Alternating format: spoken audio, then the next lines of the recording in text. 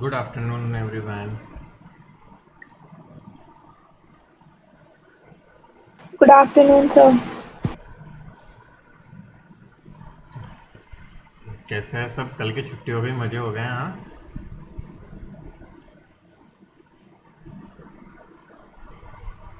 ऐसा कुछ है क्या? नहीं सर, ऐसा तो कुछ नहीं है। चलो फिर तो बढ़िया। Afternoon sir. बेटा मैं भी क्या, कल डॉक्टर को दिखाया, मेरे भी नंबर्स में 0.25 का शिफ्ट आया है, मतलब इंक्रीमेंट आया है, बट सिलेंड्रिकल बाकी ठीक है। तो सिलेंड्रिकल साइड जो होता है वो थोड़ा बहुत इंक्रीज हुआ है। तो इस वजह से शायद कुछ दिनों से प्रॉब्लम चली रही थी मेरे को, फिर 2 दिन से तो बहुत ज़्यादा दिक्कत होने लग गई थी। तो फिर मैं कल दिखाने गया ये डॉक्टर को। मैं भी टाले जा रहा था, वो होता है ना कि ठीक है चल रहा है काम, ये टेंडेंसी सबकी होती है। होती है ना, आई होप। ये नेचुरल टेंडेंसी यस शायद सर। सबकी होती है कि हम जब तक मतलब बहुत ज़्यादा वो नहीं हो जाता ना कि अब तो बस इसके बिना काम चलेगा ही नहीं, हम इस चीज़ को अवॉइड करते जाते हैं।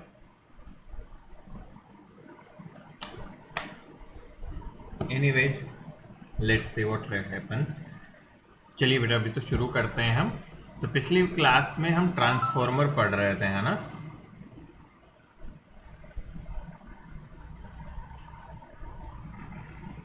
तो उसी से कहानी को आगे बढ़े।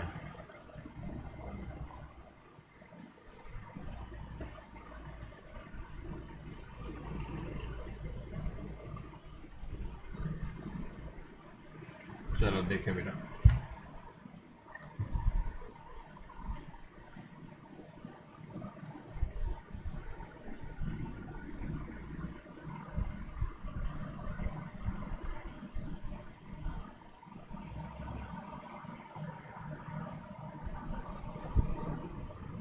ठीक है बेटा, चलो।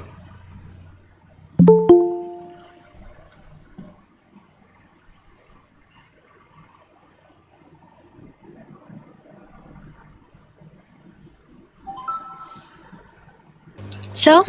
यस बेटा, स्क्रीन विजिबल है? Yes sir. सर, जो बुक के एग्जांपल है सर, उसके अंदर IRMS तो E0/XL से निकाल रहे हैं।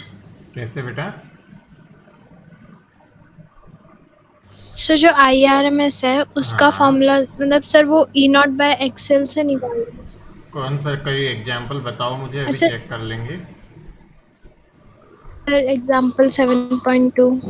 एक बार देख लेता हूँ बेटा मैं। एक सेकंड बस बेटा, एक बार रुक जाओ। अल्टरनेटिंग करंट चैप्टर ना?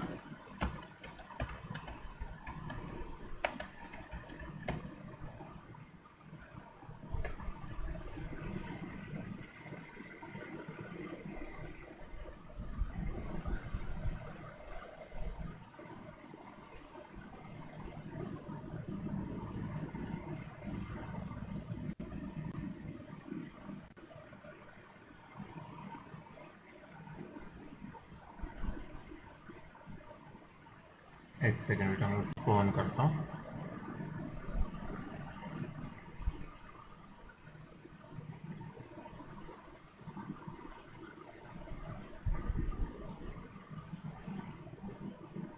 और किसी ने किए एग्जाम्पल्स वगैरह ट्राई या कोशिश की कुछ करने की? चलो देखो बेटा, यस कहाँ पे थे हम? कौन सा एग्जाम्पल बोल रहे हो बेटा? सर, 7.2। 7.2।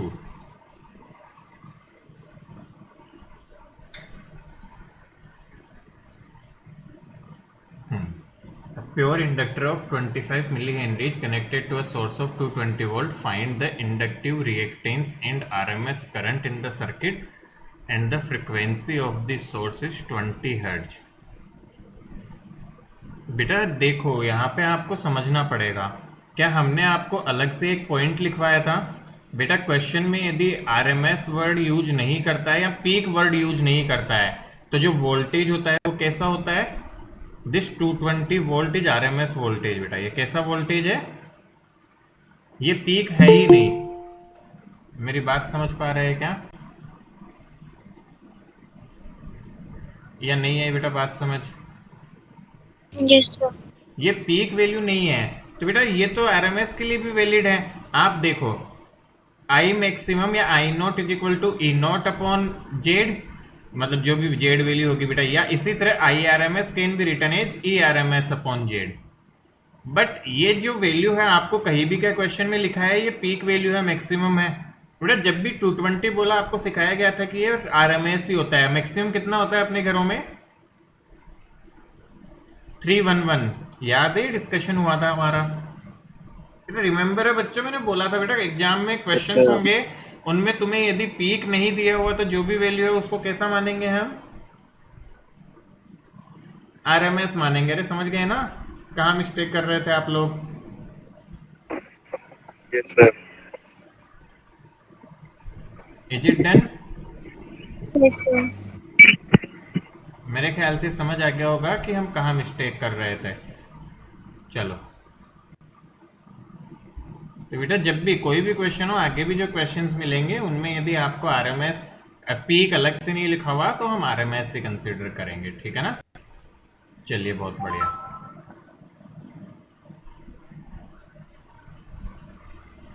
तब अपना काम पे चलते हैं अपन।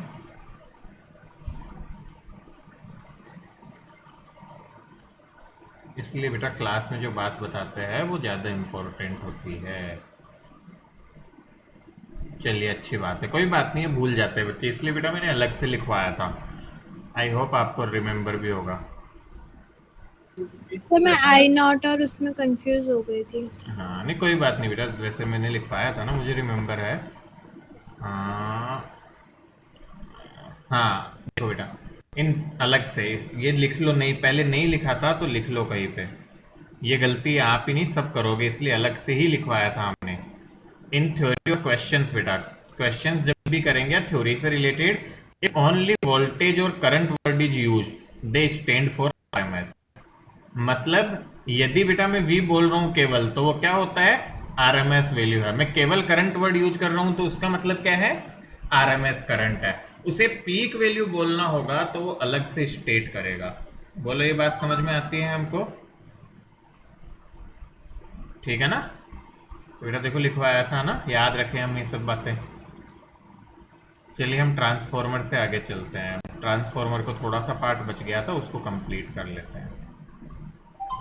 हाँ तो बेटा वर्क तक हमने देखा था कि ट्रांसफॉर्मर का वर्क क्या होता है, वो हमने बात कर ली थी कंप्लीट ना। चलिए उसके आगे कहानी को बढ़ाते हैं हम। हाँ चलिए तो बेटा अब ट्रांसफॉर्मर से रिलेटेड देखो थोड़ा थ्योरेटिकल पॉइंट्स बेटा मैं आपको ये जो वर्क दूंगा कि वो वर्क में हम पढ़े थोड़ा सा थ्योरेटिकल पॉइंट जो आते हैं ट्रांसफॉर्मर के, बट एक बेसिक आइडिया में दे देता हूँ बेटा। तो वर्क क्या होता है? Control voltage. कंट्रोल कैसे करता है? इट कैन इंक्रीज और डिक्रीज आउटपुट वोल्टेज। तो बेटा आउटपुट वोल्टेज को कम या ज्यादा कर सकता है, हमेरी रिक्वायरमेंट के अकॉर्डिंग ये बनाए जा सकते हैं, क्योंकि टर्न्स पे डिपेंड करता है सब कुछ। टर्न्स को जितना कम ज्यादा हम बनाएंगे दोनों तरफ उतना ही आपकी वैल्यू आ जाएगी। बेटा इसमें कॉन्सेप्ट आते हैं दो छोटे छोटे से, ध्यान से देखेंगे आप सभी। पहला एक कॉन्सेप्ट आता है बेटा आइडियल केस। आइडियल ट्रांसफॉर्मर जब हम बात करते हैं, ऐसा प्रैक्टिकल होता नहीं है बट हमारे सिलेबस में हम आइडियल की बात करते हैं। आइडियल ट्रांसफॉर्मर का मतलब हमारे मतलब होता है कि there is no power loss.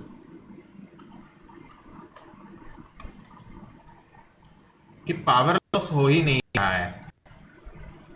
ठीक है बेटा, तो पावर लॉस यदि नहीं है इसका मतलब हम क्या बोलते हैं? Input power equal to output power. कि जितनी पावर इनपुट हुई उतनी की उतनी पावर आउटपुट हो रही है। बट एक्चुअली बेटा ये प्रैक्टिकल लाइफ में नहीं होता है ये, बट हम आइडियल केस में मानते हैं। दिस इंप्लाइज पावर का फॉर्मूला क्या लिख सकता हूँ बेटा? पावर इक्वल टू ये लिख सकते हैं सर्किट में, कोई भी इलेक्ट्रिक सर्किट होता है। Yes, तो sir. इनपुट पावर हो जाएगी बेटा ईपी इंटू आईपी और आउटपुट पावर हो जाएगी ईएस इंटू आईएस। सेकेंडरी को हम आउटपुट लेते हैं, या यहां से देखिए बेटो एक फॉर्मूला बन के आएगा आपका EP upon ES equal to I S upon I P. ये आपकी देखो यहाँ से हमने एक इक्वेशन बनाई थी बेटा, ये टर्न वाली EP अपॉन ES बराबर NP अपॉन NS, और एक इक्वेशन आपकी ये हो गई। देखो यदि दोनों इक्वेशन को मैं कंबाइन कर दूं तो main equation of transformer question जिससे होते हैं बेटा, ये अलग कुछ ध्यान नहीं रखना मेन इक्वेशन नाम से, इसलिए बोल रहा हूँ इससे न्यूमेरिकल क्वेश्चन मैक्सिमम हो जाते हैं। तो मैं तीनों को रिलेट कर रहा हूं, देखो कैसे। EP upon ES is equal to NP upon NS is equal to IS upon IP। ये इक्वेशन हम ध्यान रखें, तो इस इक्वेशन को हम ध्यान रख लेंगे तो हमारे मैक्सिमम न्यूमेरिकल जो ट्रांसफॉर्मर से रिलेटेड बनते हैं वो आपके यहाँ से हो जाते हैं। तो ट्रांसफॉर्मर के क्वेश्चंस बेटा यहाँ से मैक्सिमम इन तीनों की हेल्प से हो जाएंगे कि प्राइमरी में इतने टर्न है, सेकेंडरी में कितने टर्न ले कि वोल्टेज दुगना मिले, तो वो सब मिल जाएगा बेटा, दुगने टर्न ले लो। करंट की वैल्यू हाफ है तो कितना टर्न लेना चाहिए, क्या होना चाहिए, वो सारे छोटे छोटे से क्वेश्चन यहाँ से बेटा आपके बन जाते हैं। अब बेटा प्रैक्टिकल ट्रांसफॉर्मर में केस में क्या होता है, जो प्रैक्टिकल ट्रांसफॉर्मर होते हैं जो हमारे डे टू डे लाइफ में देखते हैं बेटा, practical transformer some power is lost various form, some power is lost in various forms, और कुछ नहीं तो आती रहती है। तो बेटा सबसे पहले एक तरह का लॉस होता है आपका जिसे हम बोलते हैं बेटा आयरन कोर होती है, जिसकी वजह से लीकेज लॉस या फ्लक्स लीक बोल, फ्लक्स लीकेज कह सकते हैं बेटा हम, लीकेज लॉस। यहाँ पे क्या होता है बेटा, फ्लक्स हम मानते हैं कि पूरे थ्रू आउट सेम है कोर में, बट ऐसा होता नहीं है, फ्लक्स कुछ ना कुछ लॉस जरूर होता है बेटा, एडी करंट्स वगैरह की फॉर्म में और फॉर्म्स में। तो यहाँ पे हम बोलते हैं बेटा फ्लक्स लीकेज होता है इन आयरन कोर। तो इसका कोई एग्जैक्ट सॉल्यूशन तो नहीं मिलता है, हम सॉफ्ट की तरफ जाने की कोशिश करते हैं, बट फिर उसका सस्टेनेबिलिटी का इश्यू आता है बेटा डिजाइन का, तो थोड़ा लॉस तो हमेशा होता ही है, लीकेज लॉस।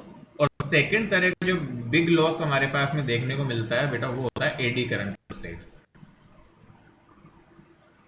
अभी एडी करंट हमने पिछले चैप्टर में पढ़ा था, तुम्हें याद हो तो बेटा कोई मैग्नेटिक सब्सटेंस के अराउंड मैग्नेटिक फील्ड चेंज होता है तो उसमें करंट लगता है उल्टी तरफ ऐसे घूमता हुआ, याद आ रहा है कुछ कुछ क्या? Yes sir. तो इसी को हम क्या बोलते हैं, एडी करंट्स बोलते हैं। तो यहाँ पे क्या होता है, जो ट्रांसफॉर्मर बेटा आयरन कोर से जैसे बनता है, ऐसा समझो आयरन कोर वगैरह रहती है, तो इसमें जब फ्लक्स पास होता है इससे, और फ्लक्स टाइम के साथ चेंज होता है क्योंकि वोल्टेज वैल्यू बेटा एसी वोल्टेज है तो टाइम के साथ चेंज होता है, तो उसकी वजह से इस पूरे सब्सटेंस में एडी करंट्स बनने लग जाती है बेटा। तो उस एडी करंट्स की वजह से आपका एडी करंट का लॉस हो जाता है, वो करंट पावर हीट की फॉर्म में निकलती है, करंट फ्लो करेगा तो सब्सटेंस में, तो मटेरियल में इटसेल्फ आयरन या लोहे जो मेटल होता है उसमें बेटा करंट फ्लो करने लगता है, that will be known as eddy. तो eddy current losses are also seen in case of the practical transformers. तो इन पे बेटा आप बुक देखोगे तो इन पे आपको 3-3 4-4 लाइन लिखी हुई मिलेगी, तो अपने को बस एक रीडिंग लगानी है। मुझे लगता नहीं वैसे अपने को अब वैसे भी ऑब्जेक्टिव है तो शायद ही कुछ इससे पूछा जाएगा, बट फिर भी एक जस्ट रीडिंग लगा लेना, जो मैं बोल रहा हूँ वही सब लिखा है वहां पे, है ना, ऐसे ज्यादा टेंशन ना करें कि एडी करंट आपको पता है तो बता देंगे eddy current loss, iron substance metal में एडी करंट डेवलप होता है when flux pass through it and since it is time varying flux as current change with time, so eddy current get produced in the metallic plates, और बेटा उसकी form में energy का loss हो जाता है आपका। तो वही सब आता है अपना। तो यहाँ पे अपने ट्रांसफॉर्मर की जर्नी का भी दी एंड होता है, तो फटाफट से लिखे इसे हम।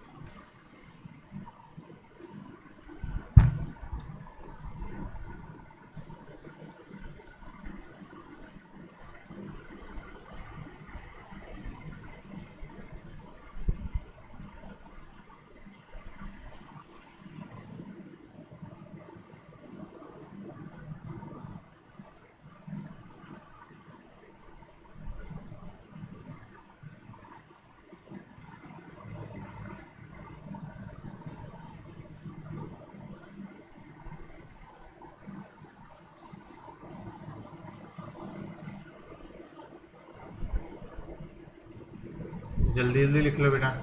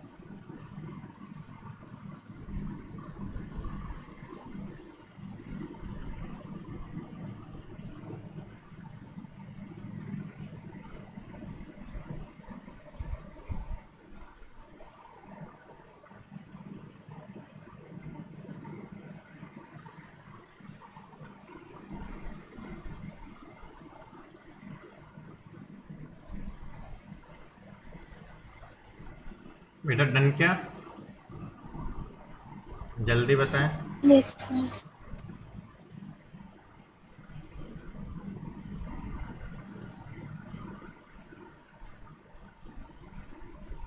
चलिए तो फिर बेटा आगे बढ़ते हैं हम।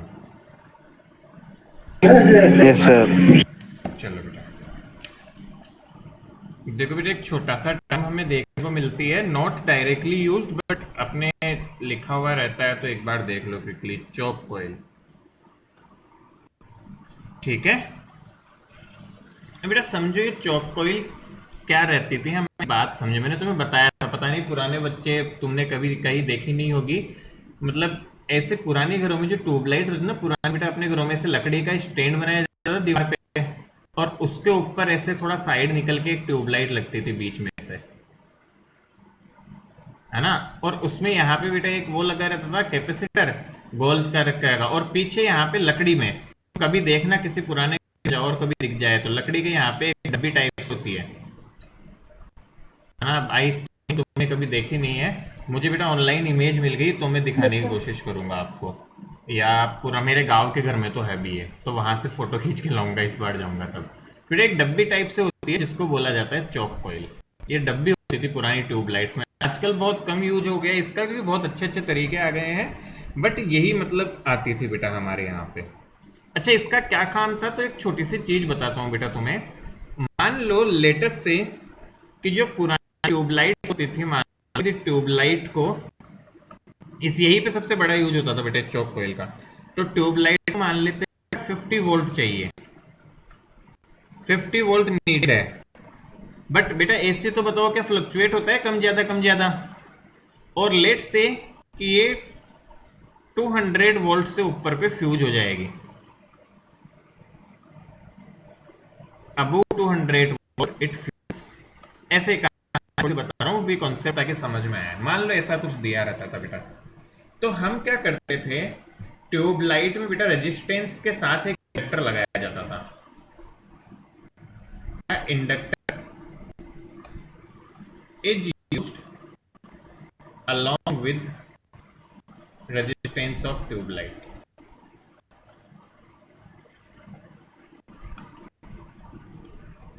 ऐसा क्या करते थे, तो बेटा इसी को चॉक कॉइल बोलते थे। देखो क्या किया जाता था, सपोज एक इंडक्टर लिया हमने, बहुत छोटी सी चीज है, कोई बड़ी चीज नहीं है, और एक रेजिस्टेंस है ये ट्यूबलाइट का। तो ये इंडक्टर रेजिस्टेंस के कॉम्बिनेशन को जो ट्यूबलाइट के साथ लगाया जाता था, और मान लो यहाँ पे पूरी ट्यूबलाइट मतलब है अपनी, तो इसी कॉम्बिनेशन का चॉक कॉइल बोलते थे। Nothing but this is a very basic thing, this combination we use to call choke coil. बेटा होता क्या है, ध्यान से देखें हम, एक हमें बात बताए कि इस केस में जो मैक्सिमम वोल्टेज होगा वो क्या रहेगा, बताओ जरा। क्या मैं V को लिख सकता हूं, देखो चॉक कॉइल के केस में V can be written a, sorry क्या चाह रहा था मैं,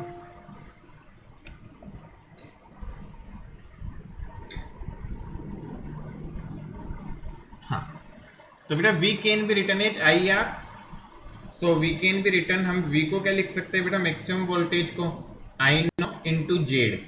और आर और एल के केस में जेड क्या होता है बताओ जरा बेटा, थोड़ा आंसर कर दिया करो कि एक्सेल का स्क्वायर बोलो होगा कि नहीं है। Yes sir. Yes sir. सोच ले बेटा, देखो फर्क क्या पड़ता है, तुम ध्यान से देखना। हमारा यहाँ से जाने वाला जो आउटपुट वोल्टेज है, मतलब इसके अक्रॉस से जाके जो निकल के आएगा, वो जितना यहाँ मतलब ये कंज्यूम कर लेगा उससे आगे जाएगा यहाँ पे हमारे पास में, मतलब ट्यूबलाइट के पास उसके अकॉर्डिंग जाएगा हमारा वोल्टेज वगैरह। तो यहाँ पे क्या खास बात होती है यदि हम ध्यान से देखें तो हम कहते हैं बेटा कि इस केस में हम लोग क्या करेंगे, एक्स एल जो होता है बेटा इंडक्टर, उसकी वैल्यू को हम ज्यादा ले लेते हैं, हम एल को ज्यादा लेते हैं। अच्छा एल ज्यादा लेने से क्या होगा बताओ, टेक एल मोर, तो एल मोर होगा तो क्या एक्सएल ज्यादा होगा, बताओ है कि यस नहीं। सर। तो बेटा सपोज करो टोटल वोल्टेज वी था, तो दोनों में से किसको ज्यादा वोल्टेज मिलेगा, दिस इंप्लाइज जिसका रेजिस्टेंस ज्यादा है। अरे कॉमन सेंस है ना ये तो, सीरीज में लगे हुए हैं तो yes voltage drop across inductor becomes more. तो बेटा इंडक्टर के अक्रॉस वोल्टेज ड्रॉप जो होगा वो ज्यादा आ जाएगा आपका। समझ आ गई इतनी बात हमें। यहां से क्या फायदा होता है बेटा, अब ये तो समझो, तो हम जो वोल्टेज 50 ही, तो हम बेटा ये कॉइल का इंडक्टेंस इस तरह से लेते थे, लिया जाता था ट्यूबलाइट के मैन्युफैक्चरिंग में, कि यहाँ पे आपका वोल्टेज ड्रॉप ज्यादा हो जाए और आगे जो वोल्टेज ड्रॉप पहुंचे आर और ट्यूबलाइट के यहाँ, वो आपका उतना ही पहुंचे जितना इसकी रेंज में है। तो इस तरह बेटा सेट किया जाता था। तो तुम्हें बस इतना ध्यान रखना है, what is a chalk coil, it is a combination of inductor and resistance in series. और जिसका बेटा आप बता सकते हो कि क्यों क्या यूज है इसका, तो आप इंडक्टेंस ज्यादा लेते थे ताकि रिक्वायर्ड वोल्टेज उसे सप्लाई हो सके और वोल्टेज ड्रॉप इंडक्टर के अक्रॉस मैक्सिमम आ सके। और हम ये भी बोलते हैं बेटा a good chalk coil, a good chalk coil have high inductance, मतलब एल की वैल्यू ज्यादा होती है उसके लिए, high inductance and low resistance, and it is used to reduce potential in circuit without much loss in energy। अच्छा ये बताओ ये कैसे बोल पा रहा हूं मच लॉस, तुम्हें याद हो तो बेटा आरएल सर्किट का पावर फैक्टर क्या होता है, क्या π/2 के आसपास, ये सब यस बताया सर। था अभी, मत बोलो ये नहीं सिखाया बेटा, ये तो सिखाया था हमने बेटा। cos फाई लगभग π/2 होता था आरएल सर्किट का। तो यही से क्या बोल सकते हैं कि पावर लॉस अप्रोक्सीमेटली जो आता है वो जीरो आता है यहाँ पे। हालांकि एग्जैक्ट देखो आइडियल केस से बेटा इतना आइडियल कुछ नहीं होता है, थोड़ा बहुत फेज डिफरेंस होता ही है, बट अप्रोक्सीमेटली जीरो मतलब बहुत कम पावर लॉस होता है। तो इसलिए ये ट्रीटमेंट यूज किया जाता था कि पावर का लॉस नेग्लिजिबल हो, क्योंकि इंडक्टर कुछ पावर लॉस करवाएगा नहीं, इसकी वजह से आपका ट्रीटमेंट यूज होता था पोटेंशियल ड्रॉप अपना पाने के लिए। सो that is the one of the best use. आजकल बेटा डिफरेंट अदर वेज आ गए हैं अपने पास में, जिसमें हमें चॉक कॉइल की बजाय अपने पास में सेमीकंडक्टर बेस्ड डिवाइसेज आती है, वो यूज होने लगी है। एलईडीज वगैरह सारी उन पे बेस्ड होती है, तो वहां पे इन सब की नीड नहीं होती है हमें, बट पुरानी ट्यूबलाइट्स में ये सेटअप काम में लिया जाता था। That is the most use of. और ऐसा नहीं है, ट्यूबलाइट और जगह भी यूज लिया जाता था डिवाइसेज में, बट वो एक सबसे लेटेस्ट और मतलब विजिबल था सबसे ज्यादा। डन, तो लिखे बेटा इसे फटाफट। ऐसे इस पे ज्यादा ध्यान नहीं रखना, तुम्हें ध्यान क्या रखना है, what is choke coil, simple बता दो बेटा, it's a combination of inductor and resistance, series inductor and resistance. बस इस पे थोड़ी थोड़ी बातें ध्यान रखना है, nothing much to be remember.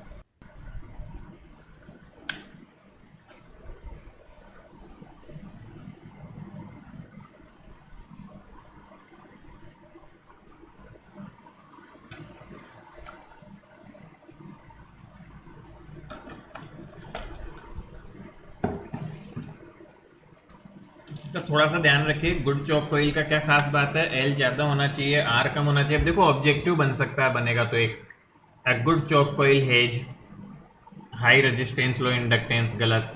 High capacitance ऐसा कुछ दे देगा। दो ऑप्शन तो गलत बनाने तो कुछ भी बना देगा बेटा। क्या है ना कि गलत ऑप्शन तो हम कुछ भी बना सकते हैं। सर इसकी जगह ओमिक रेजिस्टेंस भी तो यूज कर सकते थे। क्या बेटा? उससे क्या इसकी होता है जगह बेटा? ओमिक रेजिस्टेंस हाँ यूज क्यों नहीं की? बेटा, ओमिक रेजिस्टेंस से क्या फायदा होता है बताओ? ज्यादा तो कुछ नहीं होता, लेकिन इसको प्रेफर क्यों किया? बेटा यहाँ पावर लॉस नहीं होता ना, और हमें ट्यूबलाइट रेजिस्टेंस के क्रॉस आउटपुट भी कम करना था, तो पावर लॉस नेग्लिजिबल है यहाँ पे, और ऑब्वियसली इजीली डुएबल था से शायद पावर इसलिए। लॉस अलग तो आइडियल केस है ना। हाँ अरे, बट फिर भी जीरो है मतलब बेटा, ऐसा नहीं है एग्जैक्ट जीरो होता है, बट थोड़ा सा ही होता है, इतना ज़्यादा नहीं होता, समझ गए? रेजिस्टेंस में तो बेटा बहुत होता है। रेजिस्टेंस तो है ही पूरा हीटिंग बेस्ड डिवाइस पूरी की पूरी। और आजकल बेटा इवन आजकल तो रिप्लेस हो ही गया ना, सेमीकंडक्टर बेस्ड डिवाइसेज है, तो जो आप बोल रहे हो ओमिक रेजिस्टेंस वो सेमीकंडक्टर्स में आता है, तो वो वहाँ पे हम सीखेंगे, अपना पूरा चैप्टर है सेमीकंडक्टर पे, वहाँ हम आपको बताएंगे कि कैसे मतलब ओमिक डिवाइसेज यूज होती है। एलईडी का पूरा स्ट्रक्चर है अपने, the complete structure and working is there of LED. तो एलईडी पे तो पूरा सब कुछ ही देखना है हमें ना आने वाले टाइम में।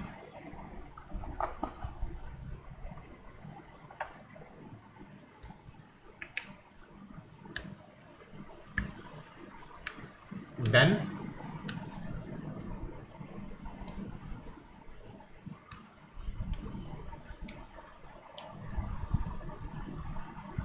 आगे बढ़े हम।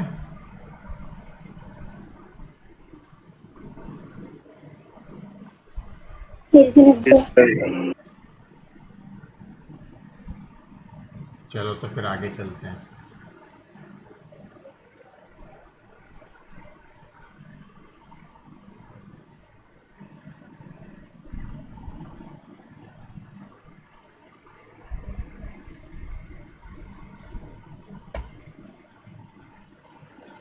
बेटा अब देखो, एक टॉपिक और आता है अपने पास में, that is LC oscillation. But LC oscillation से पहले मुझे कुछ बातें तुम्हें सिखानी पड़ेगी पुरानी जीवन से रिलेटेड, तो यहाँ पे ये टॉपिक थोड़ा टाइम खा जाएगा अपना उस चक्कर से, क्योंकि मुझे पता है तुम में से किसी ने भी बेटा एसएचएम ढंग से तुम्हें याद नहीं होगा कि कैसे स्प्रिंग का ऑसिलेशंस होते हैं। Anyone remembers?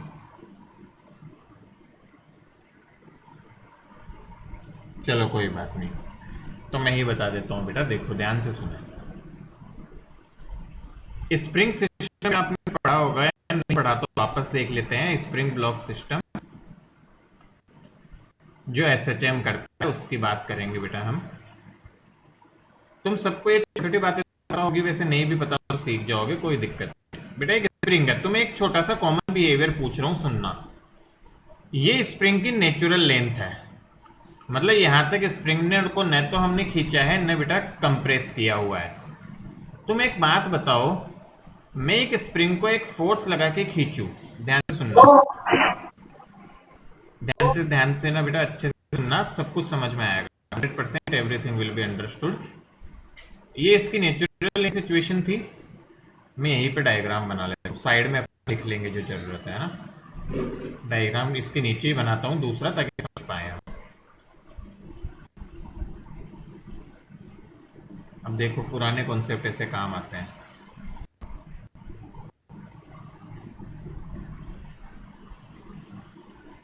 तो बेटा ये नेचुरल लेंथ की सिचुएशन थी, और तुमने क्या स्प्रिंग को खींच दिया ऐसे, मान लो बेटा, है ना, तो और खींच के छोड़ दिया, तो क्या होगा बताओ?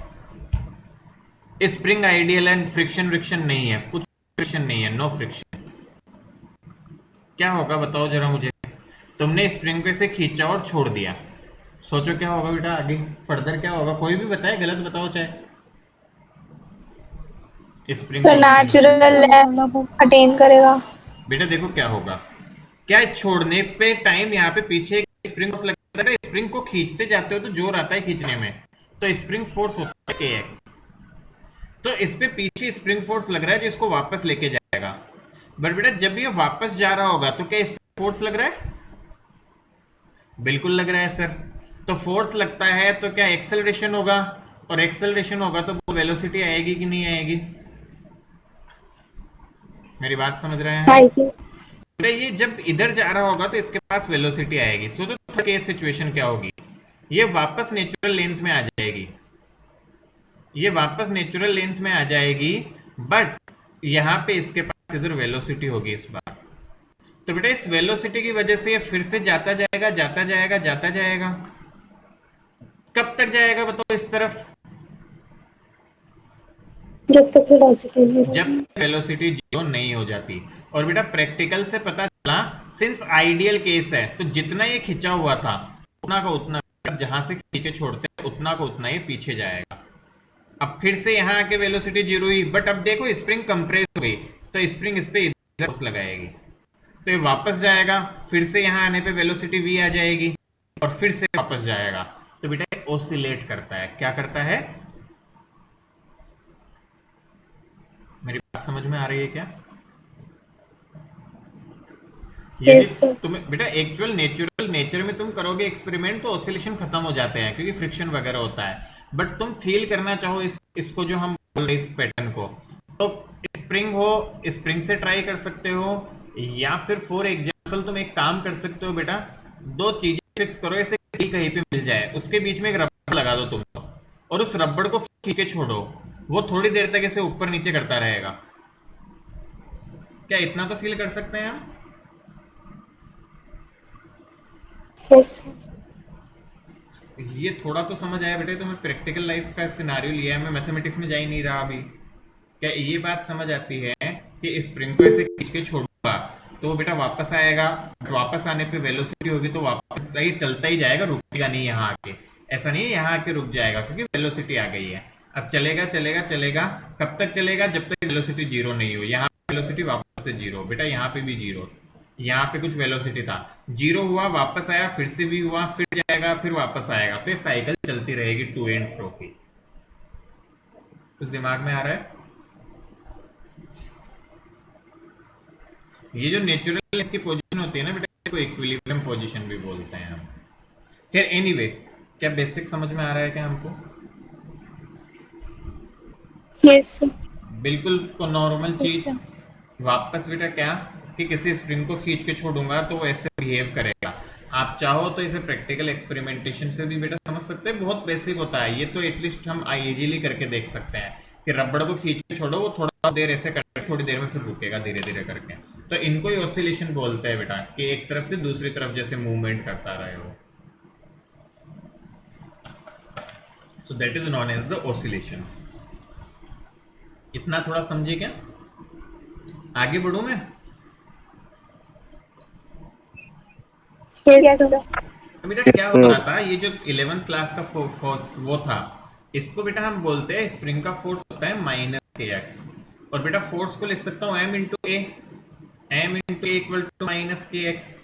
बेटा यहाँ पे एक इक्वेशन बनती है, ध्यान से देखो। हम वेलोसिटी को लिखते हैं मोशन में D X upon D T, और एक्सेलरेशन को लिखते हैं बेटा D V upon D T, और वेलोसिटी होती है dx अपॉन dt। तो यहाँ इसको लाके रख दूंगा तो ये बन जाएगा d2x अपॉन dt स्क्वायर। समझ आया तो भी ठीक है, नहीं आया तो भी इतना दिमाग नहीं लगाना, कॉमन सी बात है कि ये डबल डेरिवेटिव होता है। This is the double differentiation of displacement है बेटा x का। तो यहाँ पे भी तो इसको ऐसे लिख दूं, d2x upon dt square is equal to minus K X, मैं m से इधर डिवाइड करूंगा, d2x upon dt square plus k by M into X equal to zero, d2x upon dt square plus omega square x is equal to zero. ये बेटा आपके SHM की equation होती है, SHM इक्वेशन। मतलब ये ऑसिलेशन, सिंपल हार्मोनिक मोशन बोलते हैं बेटा इसको, ऑसिलेशन की इक्वेशन होती है। वह ओमेगा को हमने क्या बोल दिया? Omega is root k by M. तो यहाँ ओमेगा स्क्वायर लिख दिया हमने। और जब भी कभी ऐसी कोई इक्वेशन आ जाती है तो हम बोलते हैं बेटा वो भी आपकी एक तरह की ऑसिलेशन की इक्वेशन है, पार्टिकल ऑसिलेट करेगा। और यहाँ की उसकी जो एक्चुअल इक्वेशन आती है, we call this x equal to a sin omega T, a sin omega T. This is the equation that x की हमारी एक्चुअल इक्वेशन जो इसको सेटिस्फाई करती है। ये बेटा डिफरेंशिएशन होती है जो आपके सिलेबस से बियॉन्ड है। इस इक्वेशन को हम सॉल्व नहीं कर सकते, this is beyond the syllabus. This is second order differential equation जो बेटा मैथमेटिक्स आपके फर्स्ट ऑर्डर डिफरेंशियल इक्वेशन है केवल। तो ये डिफरेंशियल इक्वेशन होती है, इसको जब सॉल्व करते हैं तो आपके x की वैल्यू ये आती है, where a is maximum value, जो ये मैक्सिमम दूर हम खींच के छोड़ते हैं, इसको बोला जाता है बेटा एनक्लीव। ओमेगा क्या है आपको बता ही दिया, स्प्रिंग कांस्टेंट होता है, इस तरह से इक्वेशन आती है। ये पूरा 11th का एनालिसिस है, वापस रिपीट कर रहा हूं, सुनना। क्या याद रखना है, रखो तो भी बहुत अच्छी बात, नहीं रखो तो भी बहुत अच्छी बात, फर्क नहीं पड़ेगा। What is this, natural length खींचा छोड़ा, वापस गया वापस आया, फिर गया फिर आया वापस आया, इस तरह से कहानी चलती रहती है। अब आप बोलोगे सर इसका एलसी ऑसिलेशन से क्या रिश्ता है, या हमारी 12th से इसका क्या रिश्ता है। तो बेटा 12th से रिश्ता अब हम आपको ये समझाएंगे, ठीक है, थोड़ा सा समझिएगा। 10% 15% भी गुस्सा, थोड़ा थोड़ा सा, यस सर। ज्यादा नहीं चाहिए बेटा, थोड़ा सा भी, तुम्हारे 25% भी है थोड़ा, ये चीज समझ आनी चाहिए तुम्हें, ये नहीं भी आया तो चलेगा, ये तो रट्टा मारना है समझ लो इस इक्वेशन का और इस इक्वेशन का। तो बाकी ये कुछ नहीं समझ आया तो भी फाइन है, तुम्हें ये चीज समझ आनी चाहिए कि ऑसिलेशन कैसे कर रहा है। क्या इतना तो मैं एक्सपेक्ट कर सकता हूँ, समझ में आ रहा है। Yes sir. चलिए, तो बेटा इसको एक बार फटाफट नोट डाउन कर लो जल्दी से, क्विकली, फिर आगे चलते हैं, जल्दी से कर लो फटाफट से, फिर हम एलसी ऑसिलेशंस पढ़ेंगे।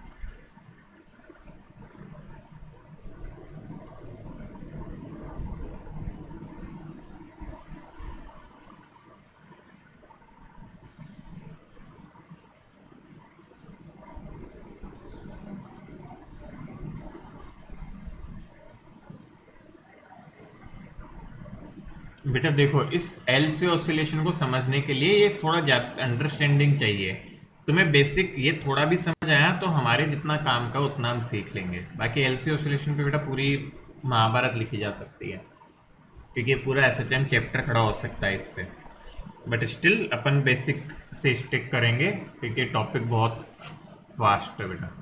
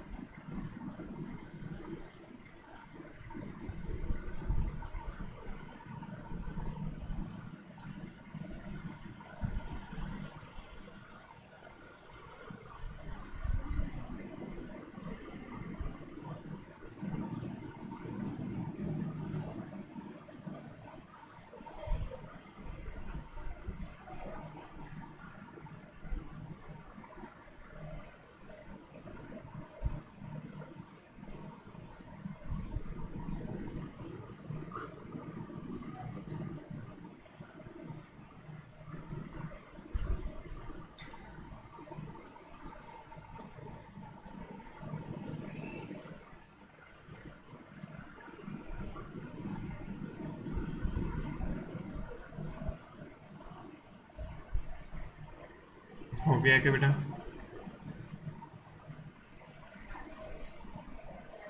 Yes sir.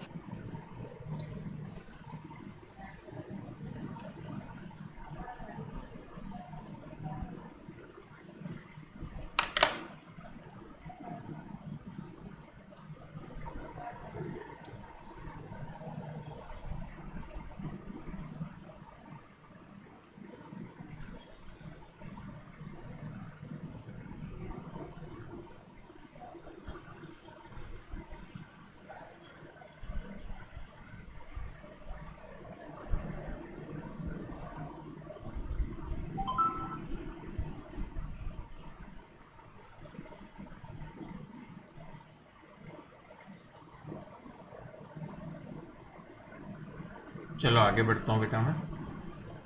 अब देखो इसका एलसी ओसिलेशन से क्या रिश्ता है। तो हम क्या कहते हैं, एलसी मतलब सर्किट में बेटा एल, हमने एल और सी सर्किट नहीं पढ़ा था, याद करो, और केवल सी है, मतलब एक्स सी और एक्स एल है, एल और सी दोनों साथ में है सर्किट में बेटा, केवल केवल ये दोनों है। और सपोज करो कि इनिशियली बेटा इस इंडक्टर में करंट स्टोर था आई के बराबर, या इस पे चार्ज स्टोर था, कुछ भी मान सकते हैं हम, तो इस पे करंट स्टोर था इक्वल टू 0 पे। बेटा किसी भी जनरल टाइम टी पे, एक टी टाइम आपके पास जो सिचुएशन होगी वैसी कुछ होगी। आपका बेटा सर्किट में करंट जा रहा होगा लेट से आई के बराबर, और इस पे चार्ज आ चुका होगा क्यू के बराबर। अब तुम्हें कुछ भी समझ में आ रहा है बेटा, तो इस पे केवीएल की इक्वेशन लिख सकते हैं क्या हम?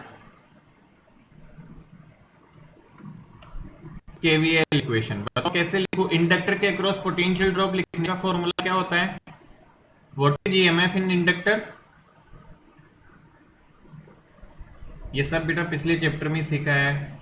What is EMF potential of inductor? हाँ, L D I by D T. बहुत अच्छा बेटा। तो इसके अक्रॉस पोटेंशियल ड्रॉप प्लस इसके अक्रॉस इक्वल टू 0, केवीएल यही तो होता है। तो L D I by D T plus potential कितना लिखते हैं कैपेसिटर का, कैसे लिखते हैं? क्या V equal to Q upon C? Yes sir. Q by C equal to 0।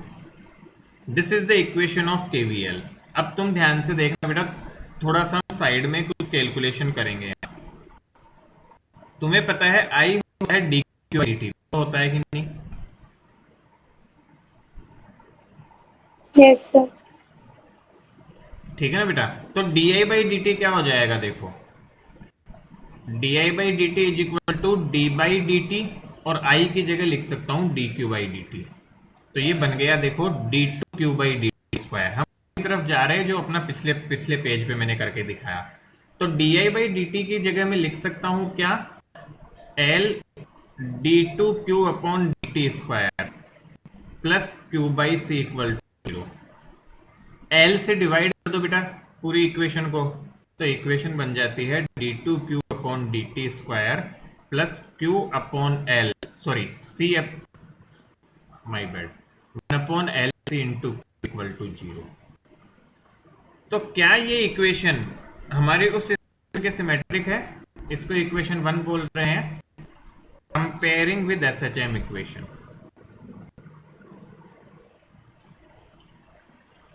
इसलिए सिखाया, थोड़ी देर पहले मैंने सिखाया कि 11th का क्या काम आता है, 12th में क्योंकि उसी के दम पे पढ़ाया जाता है इसे। तो एसएचएम इक्वेशन क्या आई थी, D two X upon D T square plus omega square. इन दोनों इक्वेशन को कंपेयर करो, क्या जो काम यहाँ x कर रहा है वो यहाँ पे क्यों कर रहा है, तुम्हें नजर आ रहा होगा? बोलो कर रहा है कि नहीं?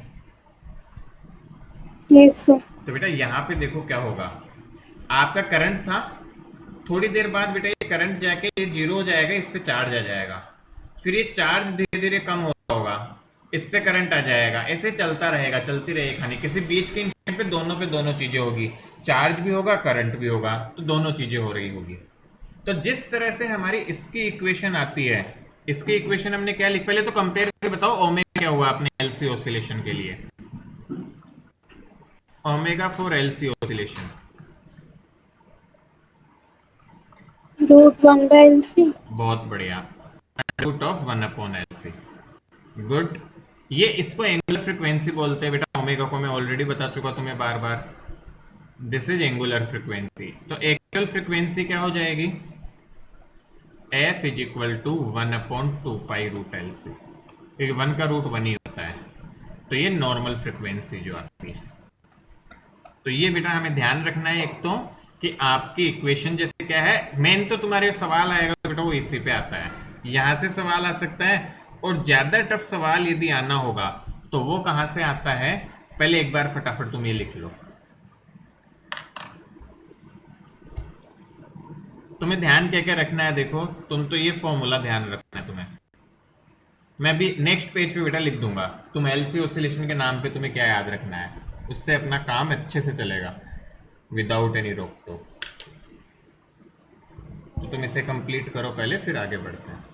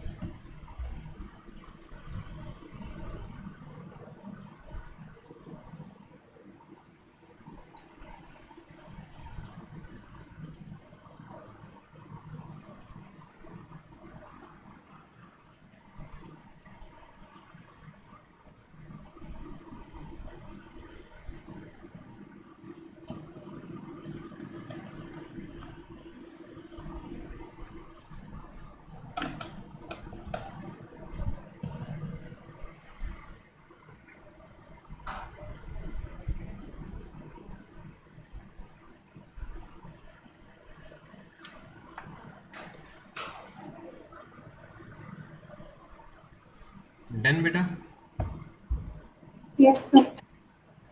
चलो अब देखो बेटा, क्वेश्चन किस तरह से बनते हैं वही कंपैरिजन चलेगा। आपकी जैसे x की इक्वेशन मैंने बताया क्या होती है, a sin omega T, where a is amplitude या मैक्सिमम डिस्प्लेसमेंट, जहां a को बोला जाता है बेटा मैक्सिमम डिस्प्लेसमेंट, कि ज्यादा से ज्यादा कितना दूर गया है फोर्स लगाने में। इसी तरह बेटा q की इक्वेशन हो जाएगी आपकी q naught sine omega T, where q naught is maximum charge on capacitor, कि मैक्सिमम चार्ज कैपेसिटर पे कितना आ सकता है। This is maximum charge on capacitor बेटा। इसी तरह हमें I की यहाँ पे एक और इक्वेशन एक्स्ट्रा निकलती है बेटा, current, that is dq upon dt। इसको डिफरेंशिएट करो, क्या आएगा जरा, क्या q not omega cos omega T, yes sir. तो ये आपका I आ जाएगा। तो इसको बेटा लिखा जाता है equation equal I naught cos omega T, where I naught is वही maximum current in the circuit, max current in circuit. तो ये दो इक्वेशंस आ जाती है आपकी। तुम्हें साफ पता चल रहा होगा बेटा, जब चार्ज मैक्सिमम होगा करंट मिनिमम होगा, और ये आपस में ऐसे चलते रहेंगे। सिमिलरली यहाँ ध्यान से देखो, जब आपका x मिनिमम है तो x मैक्सिमम है तो वेलोसिटी जीरो, जब x मिनिमम है तो वेलोसिटी मैक्सिमम होगी, जब फिर से x मैक्सिमम होगा तो वेलोसिटी जीरो हो जाएगी। तो उसी तरह यहाँ पे खेल चलता है करंट और चार्ज के बीच में, इसीलिए इसको एलसी ऑसिलेशन बोला जाता है बेटा। बिल्कुल सेम, बिल्कुल नॉर्मल इक्वेशन है। आपको दोनों इक्वेशन, एक सवाल आता है बेटा energy at any instant, energy at any time, तो E को हम लिख सकते हैं इंडक्टर की एनर्जी हाफ Li स्क्वायर उस टाइम पे कितना है, और Q square plus Q square by 2C capacitor की एनर्जी। आपका उस इंस्टेंट पे करंट मिनिमम है मतलब जीरो, तो केवल कैपेसिटर की एनर्जी होगी, और कैपेसिटर की मिनिमम है तो केवल करंट की एनर्जी हो जाएगी। इस तरह से आपका बनता है। तो अब देखो याद रखने की चीज क्या क्या है हमारे पास में, यदि हम याद रख पाए तो पहला रिमेंबर क्या रखना है, फर्स्ट पॉइंट हो गया बेटा ओमेगा इक्वल टू 1/√LC। अब मैं फ्रीक्वेंसी नहीं लिख रहा हूं क्योंकि तुम्हें पता है कि फ्रीक्वेंसी और याद रखो तो ये रखो हमेशा याद, 2 पाई एफ इक्वल टू ओमेगा, ये होता है, ये हमेशा याद रखें। सेकेंड चीज जो याद रखने की होगी वो क्या हो गई, लेट से क्यू की इक्वेशन लिखनी है, Q not sine omega T. इसी तरह करंट तुम्हें पता ही है, D Q by D T से निकाल लोगे। और एनर्जी तो half L I square plus Q square by 2c। अब इतना बेटा मोर देन सफिशियंट है। वैसे तो इससे भी क्वेश्चन नहीं आते हैं, क्यों, बहुत हेवी पड़ता है बेटा 12th के लेवल पे, जो क्योंकि 11th बच्चे सबको पता है कितना अच्छे से पढ़ते हैं, तो रेयर चांस होते हैं। बट हाँ, मैं ये नहीं कहूँगा कि क्वेश्चन नहीं बन सकता, एक आध क्वेश्चन हम एक्सपेक्ट कर सकते हैं, आ सकता है इन पर डायरेक्ट बेसिस पे निकालने वाला क्वेश्चन, सिंपल से क्वेश्चन जो है। तो जस्ट कॉपी इट डाउन, फटाफट से कॉपी करो इसको।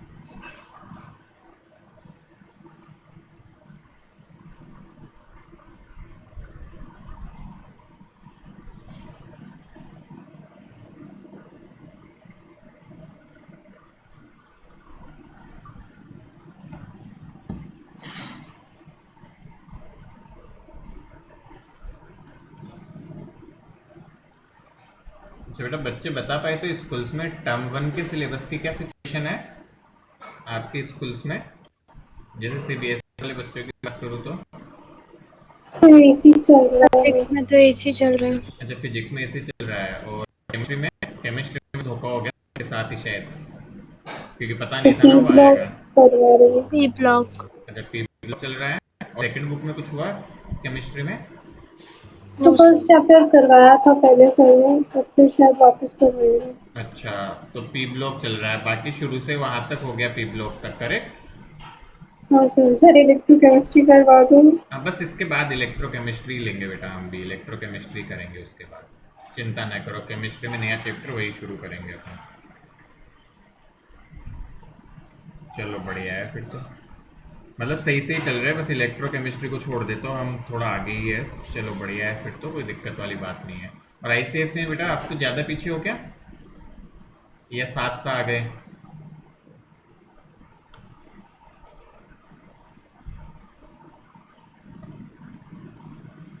या क्लास ही नहीं ले रहे हैं? सर फिजिक्स में मैग्नेटिज्म। मैग्नेटिज्म का कौन सा पार्ट वगैरह चल रहा है? सर सेकंड लास्ट वाला। अच्छा, सेकंड, मतलब ये इसमें भी ज़्यादा दूर नहीं हो, 2 चैप्टर पीछे हो मतलब, है ना? सही है। और इसमें केमिस्ट्री में ऑर्गेनिक शुरू हुआ क्या? यस सर, ऑर्गेनिक स्टार्ट हो गई।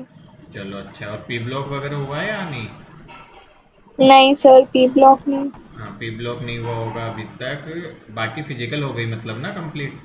यस सर, वो कंप्लीट। Yes sir. अच्छा, और मेटलर्जी? वो भी कंप्लीट। चलो, मतलब ऑर्गेनिक ही बच गया है मेन उधर, और पी ब्लॉक बचा है, ठीक है। हमारा यस ऑर्गेनिक सर। में हो गया। चलो ठीक ठाक सिचुएशन पे है, कोई बात नहीं बेटा, इस मंथ के एंड तक अपने हो जाएंगे मैक्सिमम। कोई एक आध चैप्टर बचेगा तो बचेगा टर्म 1 के अकॉर्डिंग। फिजिक्स तो अगले 2 दिन में खत्म है, मतलब इस वीकेंड तक खत्म है टर्म 1 के अकॉर्डिंग तो। बट उसके बाद बेटा मैं रुकूंगा नहीं, क्योंकि टर्म 2 में बहुत कम टाइम दिया गया है। We will cover 3 more chapters. Modern physics complete करेंगे हम फिजिक्स में, उसके बाद वो भी इस मंथ के एंड तक हो जाएगा। उसके बाद फिर हमारे 3 ही चैप्टर बचेंगे फिर पूरी फिजिक्स में ही, जब मैं वो कंप्लीट कर दूंगा तो वो फिर हम भले बेटा टर्म 1 का खत्म होने के बाद कर लेंगे, क्योंकि वो 1 महीने का टास्क रहेगा। But other than that around 75 से 80% syllabus we will complete by this month end. तो ऐसा नहीं है उन चैप्टर को छोड़ दे जो टर्म 1 में नहीं है, बेटा पढ़ना तो है। क्यों? क्योंकि तुम्हें बाद में टाइम नहीं मिलेगा, बाद में हम थोड़ा रिवीजन कर पाए उतना ही मिल पाएगा उन चैप्टर्स के लिए। बेटा तुम खुद से सोचो, डू यू थिंक कि half of the chapters can be in 2 months? नहीं, बात पॉसिबल है ना, पॉसिबल ही नहीं है वो चीज। क्योंकि बोर्ड के अकॉर्डिंग तो ऐसा ही करना है तुम्हें। बोर्ड तो चाहती है कि तुम्हारा नवंबर एंड तक तो तुम्हारे नवंबर एंड या मिड दिसंबर तुम्हारे चलेंगे, उसके बाद दिसंबर की हॉलीडे आ जाएगी, और फिर वो बोल रहे हैं मार्च तुम्हारा फाइनल एग्जाम कंडक्ट करेंगे, मार्च और अप्रैल। तो उनके अकॉर्डिंग तो बेटा 2 महीने में तुम्हें बाकी है बच्ची हाफ ऑफ द सिलेबस करवाना है। So that's not feasible. तो हम बेटा सब सब्जेक्ट्स में ही लगभग हम एक्स्ट्रा ही करेंगे। मतलब टर्म 2 का ऐसा पोर्शन में करवाऊंगा जो बेटा आसान है, वो मैं पहले ले लूंगा। तो आप यदि बहुत ज़्यादा उन पर ध्यान भी नहीं दोगे बट पढ़ लोगे एक बार, तो बाद में हमें वो पिकअप करने में आसानी रहेगी। अंडरस्टूड वो करना पड़ेगा, सब जगह कर रहे हैं बेटा, हम स्कूल में भी कर रहे हैं, ऐसा नहीं है वहां भी नहीं कर रहे हैं, सब जगह हम यही पॉलिसी ले रहे हैं कि at least around half of the term 2 हमें करना ही करना है, टर्म मतलब इस टाइम पे, क्योंकि आपके एग्जाम में भी बहुत टाइम है बेटा, तो डेट वगैरह कुछ नहीं है, मैं मान रहा हूँ दिवाली से पहले नहीं होगा, मिड नवंबर होता है, तो अपन ने पास में अभी भी 3 महीने बाकी पड़े हैं, तो 2.5 मंथ सर 1 से कोचिंग खुलेगी? हाँ 1 से खुल जाएगा बेटा, 1 से ऑफलाइन ऑन कर देंगे अपन सब, ऑफ करो सब कुछ हो सही सही रहे तो खुल ही जाएगा ऑटोमेटिकली बेटा। तो वी हैव इनफ टाइम, तो ऐसा चिंता ना करो और छोड़े ना बिल्कुल भी, आपको ऐसा नहीं लगना चाहिए कि सर ये तो 22 के चैप्टर करवा रहे हैं, जो कि मैं करवाऊंगा भी अपना, क्योंकि इसमें इलेक्ट्रोमैग्नेटिक वेव जो 2 दिन में खत्म हो जाएगा अगली 2 क्लास में, उसके बाद बस अपने को टर्म 2 के चैप्टर 3 पढ़ेंगे बेटा, मॉडर्न फिजिक्स के चैप्टर्स, छोटे छोटे चैप्टर हैं, फिर ऑप्टिक्स यूनिट अपनी मेजर बचेगी बस बाद के लिए, दैट्स इट, दो चैप्टर, एक बड़ा चैप्टर एक छोटा चैप्टर बचेगा फिजिक्स में। तो केमिस्ट्री में तो बेटा मैं टर्म 1 के जो बच्चे चैप्टर करवाऊंगा उसके बाद बचेगी ही मुश्किल से 3-4 चैप्टर ही, तो केमिस्ट्री में तो अपना पूरा होते होते ही अपने बचेंगे, क्योंकि हमने एक्स्ट्रा पढ़ लिए थे पहले, तो केमिस्ट्री में तो वैसे ही हम उसी सिचुएशन में रहेंगे, तो उसमें अलग से कुछ करवाने की हमें नीड नहीं होगी। चलो बेटा आगे बढ़े हम। Yes sir. चलिए फिर ये छोटी छोटी बात ध्यान रखनी है, बेसिक बेसिक चीज है। अब शुरुआत करते हैं हम next chapter, it is electromagnetic wave.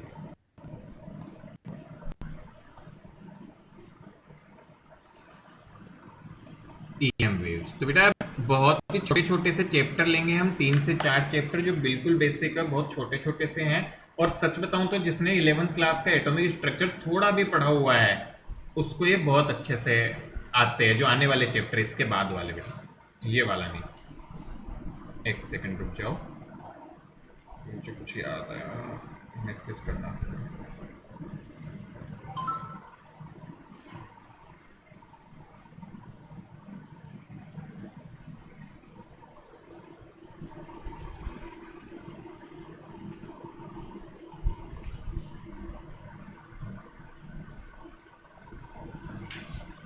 चलिए तो बेटा कहानी शुरू करते हैं हम। इलेक्ट्रोमैग्नेटिक वेव क्या है ये हम सबको पता है वैसे तो बेटा, क्योंकि शुरुआत हम छोटी क्लास में भी आपने सुना होगा कि एक्सरे का नाम सबने सुना हुआ है, आपने बेटा माइक्रोवेव ओवन का नाम भी सुना होगा, सुना है कैसे नाम सबने? Yes sir. और नहीं तो बेटा तुमने ऐसा नाम भी सुना होगा कि लाइट, लाइट तो क्या सबने देखी है, सुना, सबने फील किया है, light is also electromagnetic wave. अच्छा तुमने ये भी सुना होगा बेटा अल्ट्रावायलेट हार्म करती है, ओजोन नहीं होने से यूवी रेज सन अर्थ तक पहुंच जाती है और वो हार्मफुल होती है, कैंसर वगैरह करती है, ये सब सुने हुए हैं क्या नाम? सबने सुना है मेरे ख्याल से, कभी ना कभी ये चारों चीजें तो जरूर सबने सुनी होगी।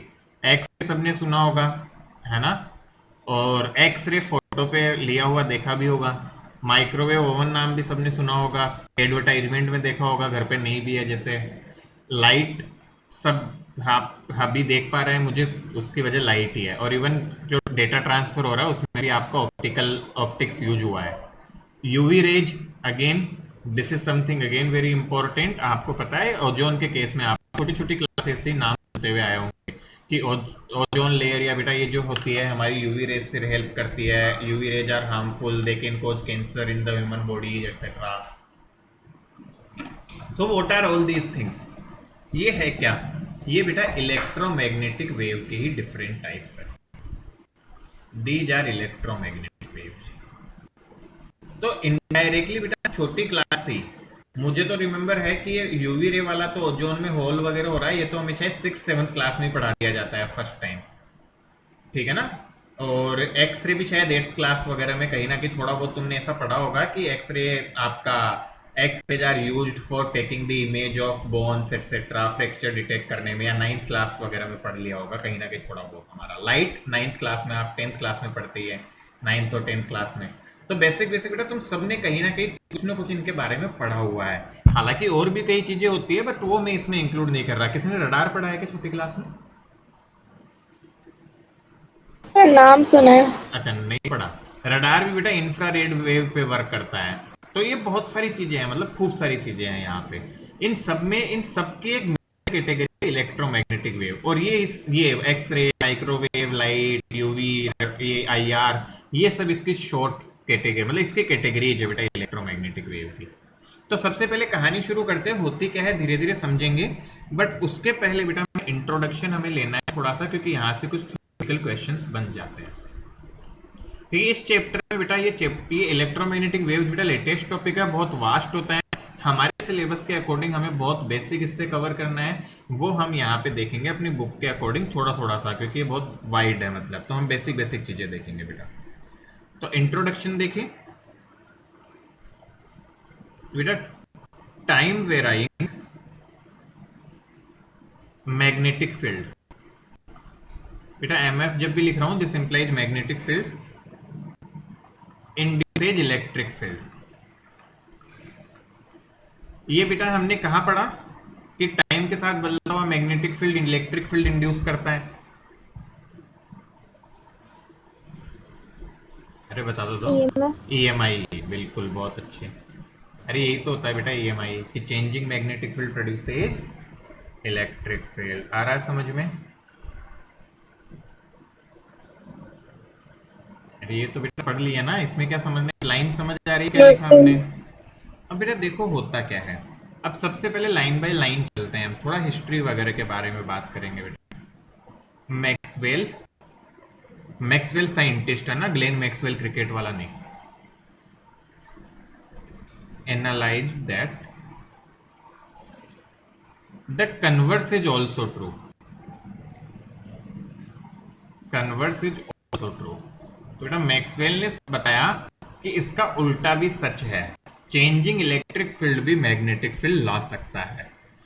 ठीक है, तो इसके बाद हम क्या बोलते हैं बेटा, बाय वेरियस एक्सपेरिमेंट्स। ये बेटा आप चाहो मेरे साथ साथ में लिख लो, ये बहुत बेसिक से पॉइंट्स है, मैं एक लिखने के बाद और समझा दूंगा, तो मेरे साथ साथ लिख लो ये सभी बच्चे। By various experiments and analysis Maxwell formulated a set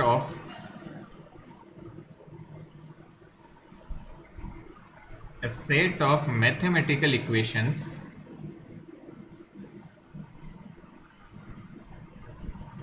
involving electric field and magnetic field, which are called Maxwell's equations. बेटा इन पे डिटेल चर्चा बाद में करेंगे, क्योंकि इन पे चैप्टर में थोड़ा बहुत हमें सीखना है। Maxwell's equations and these equations are basis of all the laws of electromagnetism। बेटा एक्चुअल में सच्चाई तो ये है कि जो अब तक हम पूरा इलेक्ट्रोमैग्नेटिज्म पढ़ चुके हैं और उसके बाद हम मैक्सवेल की इक्वेशंस पढ़ रहे हैं, एक्चुअल में पूरा इलेक्ट्रोमैग्नेटिज्म मैक्सवेल की इक्वेशंस के बेसिस पे समझा जा सकता है। और आगे जाके जो भी बच्चे इंजीनियरिंग या बेटा इलेक्ट्रिक को पढ़ेंगे, ये इलेक्ट्रिक से रिलेटेड सिलेबस इलेक्ट्रोडायनेमिक्स पढ़ोगे यदि, तो वहां पे बेटा एक्चुअल में हम कूलम्ब लॉ से शुरू नहीं होता, मैक्सवेल्स इक्वेशन से शुरू होती है कहानी। एनीवे तो बेटा ये तो थोड़ा सा डिटेल से हिस्ट्री टाइप से है, थोड़ा बहुत आइडिया रहना चाहिए, रट्टा नहीं मारना है इनका। कैसे कि जैसे ये है कन्वर्स ऑल्सो ट्रू है, किसने बताया? मैक्सवेल ने बताया। मैक्सवेल ने कुछ set of mathematical equation the electromagnetism को समझाने के लिए, से कहानी के तौर पे आना चाहिए, जिनको मैक्सवेल्स इक्वेशन कहते हैं। According to Maxwell's equation in a region, if electric field or magnetic field varied with time, यदि बेटा इलेक्ट्रिक और मैग्नेटिक फील्ड टाइम के साथ वेरी करते हैं,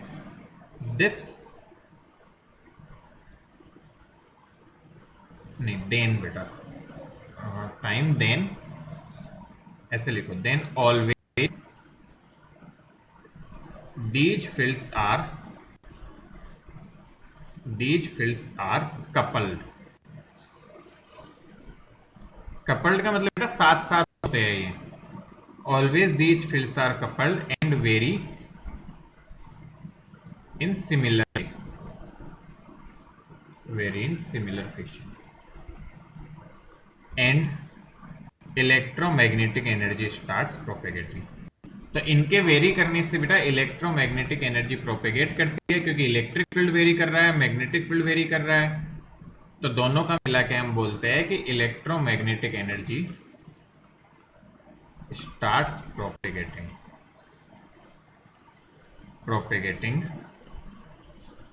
कॉल्ड ईएम वेव।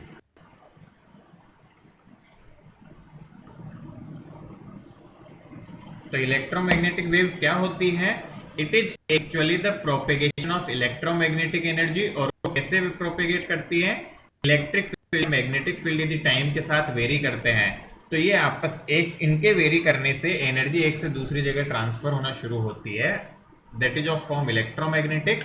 इसी एनर्जी को हम क्या बोलते हैं? एएम वेव या इलेक्ट्रोमैग्नेटिक वेव।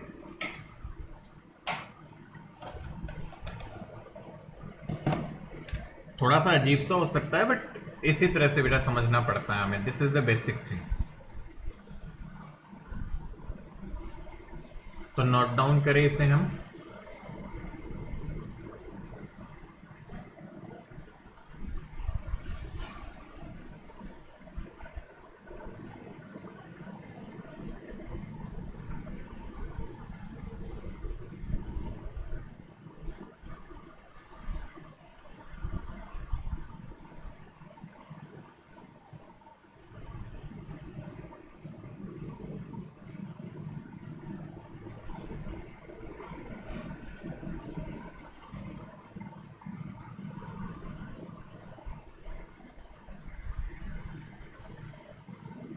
बेटे इंट्रोडक्शन है, देखो यहाँ से कुछ ऐसा क्वेश्चन नहीं पूछते, बट ठीक है पूरा कर रहे हैं हम, हमें थ्योरेटिकली भी पूरा करना है तो देखना पड़ेगा बस, और कुछ नहीं है। थोड़ा कहानी की तरह याद रखो इसे बस।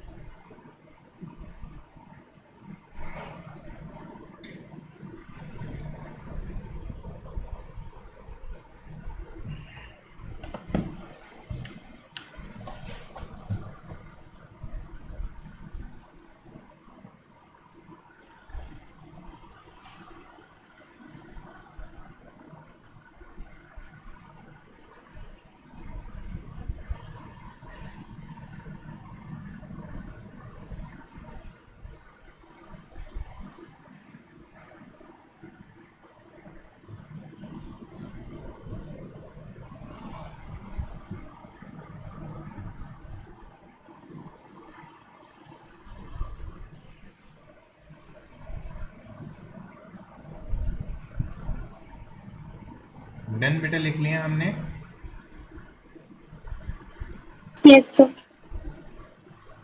चलो, तो बेसिक सिंपल थ्योरेटिकल पॉइंट्स ही है बेटा, इसमें ज़्यादा कुछ है नहीं। बस ये क्या है, ये आगे पूरा डिटेल्ड है बेटा, इस पे हमें टाइम लगेगा। ये मैक्सवेल की इक्वेशन क्या है, चार इक्वेशन थी, वो डिटेल पढ़ेंगे हम। और वही कि time varying magnetic field electric field बनाता है, तो बेटा उल्टा भी ट्रू है। ये किसने बताया? मैक्सवेल ने, कि इलेक्ट्रिक फील्ड वेरी करे तो मैग्नेटिक फील्ड आ जाता है। तो बेटा इनमें से कोई भी वेरी करे, यदि इलेक्ट्रिक फील्ड करेगा तो मैग्नेटिक फील्ड बनने लगेगा, मैग्नेटिक फील्ड करेगा तो इलेक्ट्रिक फील्ड बनने लगेगा। तो इनमें से कोई भी टाइम के साथ वेरी करे, ये दोनों हमेशा साथ हो जाए। तो इनके दोनों के साथ होने से इलेक्ट्रोमैग्नेटिक एनर्जी प्रोपेगेट करती है, जिससे ही हम इलेक्ट्रोमैग्नेटिक वेव बोलते हैं। Displacement current, displacement current in ampere Maxwell. बेटा हेडिंग टाइप से है कि डिस्प्लेसमेंट हमें समझना है और एम्पियर मैक्सवेल लॉ को समझना है। तो बेटा पहले अब समझेंगे। अब देखो थोड़ा इंपॉर्टेंट अब समझना है आप सबको, ध्यान से समझेंगे। और बेटा मान लो कैपेसिटर की प्लेट्स है ना, ये प्लेट्स बना रहा हूं मैं कैपेसिटर की। क्यों बना रहा है अभी समझाएंगे।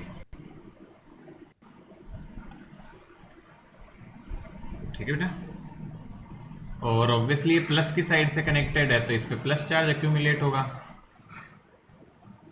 ये माइनस की साइड से कनेक्टेड है तो इस पे माइनस चार्ज आ जाएगा। इसके बीच में हमने क्या किया बेटा, एक नीडल को रखा है ऐसे, इन दोनों प्लेट्स के बीच में जगह में, खाली जगह में एक कंपास नीडल को रख दिया बेटा।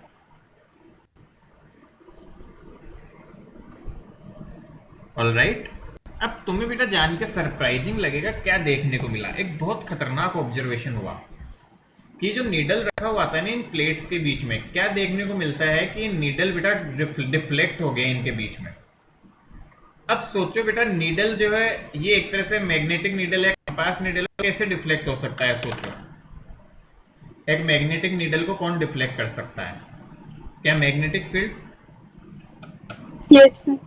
भाई समझ रहे हो ना बात को? क्या बेटा मैग्नेटिक नीडल को मैग्नेटिक फील्ड ही डिफ्लेक्ट करेगा, और तो कौन करेगा? भाई एक मैग्नेट रखी हुई है, अनटिल अनलेस तुम खुद उसे या तो रिप्लेस करो, उठा के दूसरी जगह लेके जाओ, तुम कुछ नहीं कर रहे, तुमने साइड में होके देखना शुरू कर दिया बिहेवियर। तुम्हें क्या देखने को मिला कि ये डिफ्लेक्ट होने लगी बीच में, और जैसे ही तुम्हें ये देखने को मिला बहुत बड़ा शॉक लगा। शॉक कैसे लगा बेटा? इस पूरे रीजन में दूर दूर तक मैग्नेट अवेलेबल भी नहीं है, ना ही मैग्नेट फील्ड बनने वाला है, फिर ये नीडल डिफ्लेक्ट क्यों किया? ये सवाल सबसे बड़ा दिमाग में था हमारे। बात समझ पा रहे हैं हम बेटा? तो जब ये मैग्नेटिक नीडल डिफ्लेक्ट हुई, इसका मतलब एक बात तो श्योर हो गई, क्या इन प्लेट्स के बीच में मैग्नेटिक फील्ड अवेलेबल है? Yes sir. Yes sir. वही तो कारण है कि ये मैग्नेटिक नीडल डिफ्लेक्ट हो रहा है, नहीं तो बेटा हो ही नहीं सकता। या तो हम करें, देखो बेटा कोई चीज जैसे मैग्नेटिक नीडल कहीं रखी हुई है, मैग्नेटिक सब्सटेंस, या तो हम उसे उठा के दूसरी जगह रखें या घुमाएं। यदि वो खुद से हो रहा है, इट इंप्लाइज कि उस पर मैग्नेटिक फोर्स लगा, और किसने लगाया? तो मैग्नेटिक फील्ड है, जरूर है वहां आसपास, और वो आया कहां से? तो वो इनके बीच में आया। बेटा ये एक्सपेरिमेंट एक आप कह सकते हैं माइलस्टोन था आपको पता लगाने में कि ये मैग्नेटिक फील्ड किस तरह से क्यों आया। तो बेटा आइए समझते हैं हम इसको।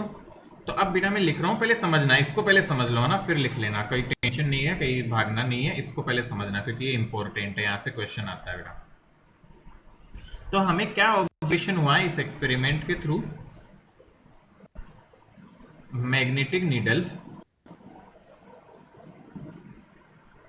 between plates got deflect। ये बेटा डिफ्लेक्ट हुआ, ये हमारा ऑब्जर्वेशन हुआ, किया गया। अब बेटा इसके इस ऑब्जर्वेशन के क्या कंक्लूजन दिया गया? There exist magnetic field between plates. मैं तुमने समझा दिया है, सोचा क्या नहीं सोचा बेटा, तो वो सब उतना लिखने की नीड नहीं है, हमें केवल ये समझना था कि ये मूव बेटा डिफ्लेक्ट तो डेफिनेटली कोई फील्ड होगा, and that field is the magnetic field. बेटा बात समझ आ रही है हमें इतनी? बोलो आ रहा है समझ में क्या? Yes sir. अब बेटा देखो, एम्पियर मैक्सवेल क्या था? एम्पियर का लॉ हमने पढ़ा हुआ है, मैक्सवेल ने उसमें करेक्शन किया।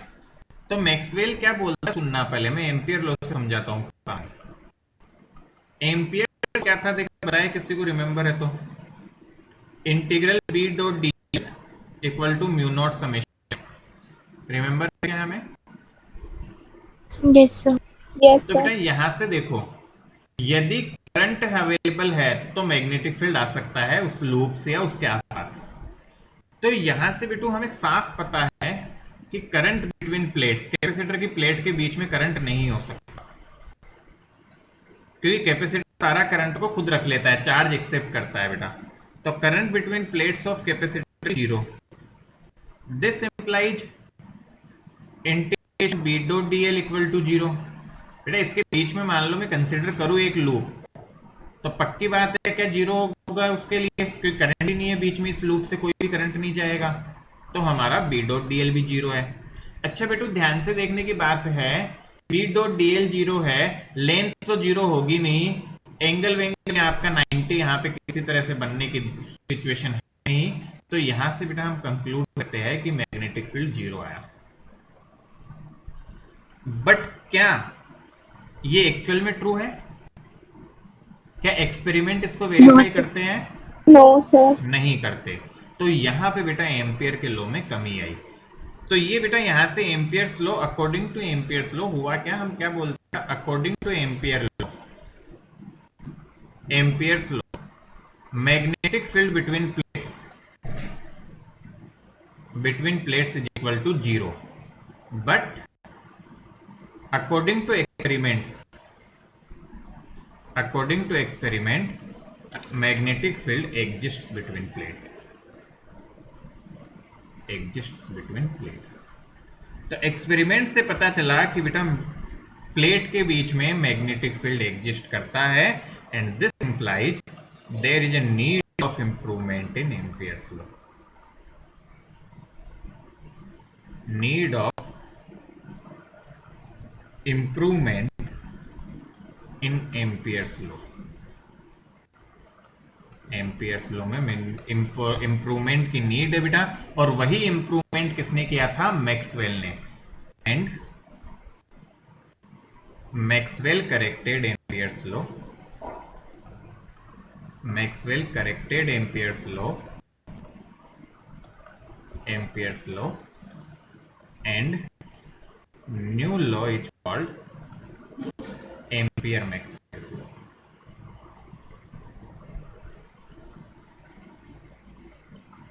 Ampere-Maxwell's law। तो बेटा ये ध्यान रखेंगे हम। अब ये लॉ क्या है वो मैं नेक्स्ट स्लाइड पे लिखूंगा, आप इतना कंप्लीट करें बेटा।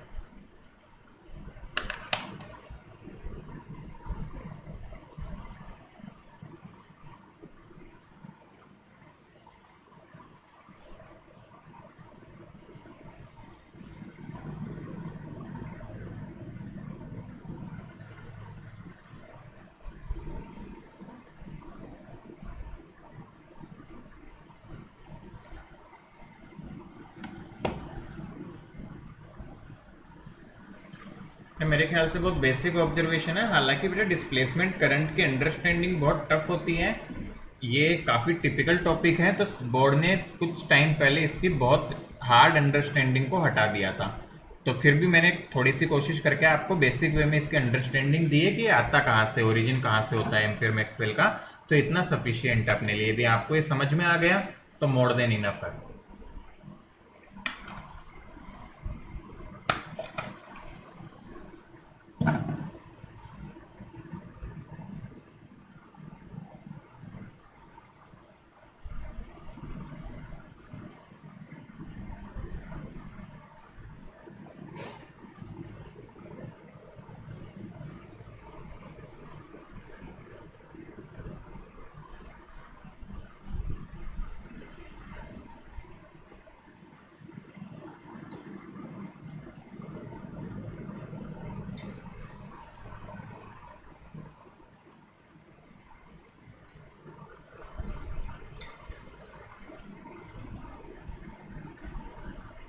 डन बेटा।